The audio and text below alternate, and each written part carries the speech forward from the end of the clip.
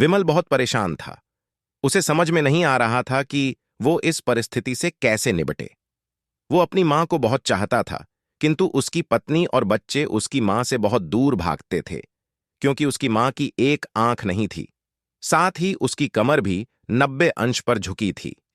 वैसे वह अपना काम सब खुद कर लेती है, किंतु फिर भी वो उसकी पत्नी और बच्चों के लिए हमेशा खटकती है। दादी, आप ऊपर के कमरे में जाओ, मेरे दोस्त आ रहे हैं, विमल के बेटे अखिल ने बड्ढे बेरुखी से कहा।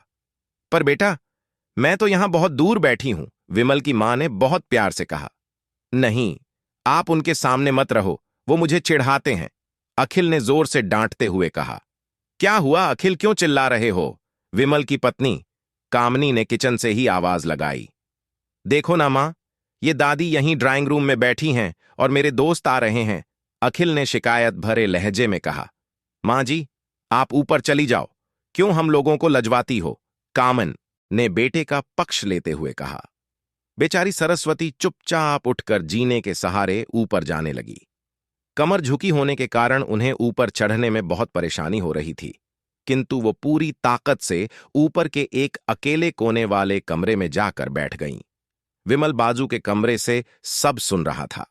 उसे कष्ट हो रहा था कि उसकी मां को अपमानित होना पड्डिड एच रहा है, किंतु वो असहाय था। अगर वो कुछ कहता है तो पत्नी और बच्चे उसका विरोध करने लगते हैं। दूसरे उनके तर्क भी सही लगते हैं।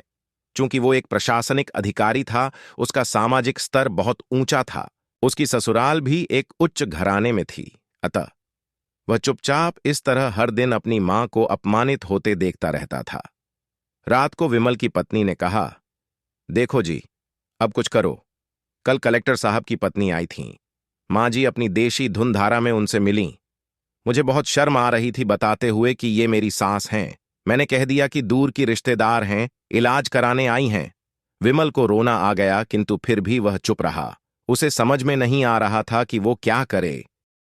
अपने बेटे की मन स्थिति को सरस्वती अच्छी तरह से जानती थीं और बेटे को कोई कष्ट न हो, इसलिए वो हर बात को चुपचाप सह लेती थीं।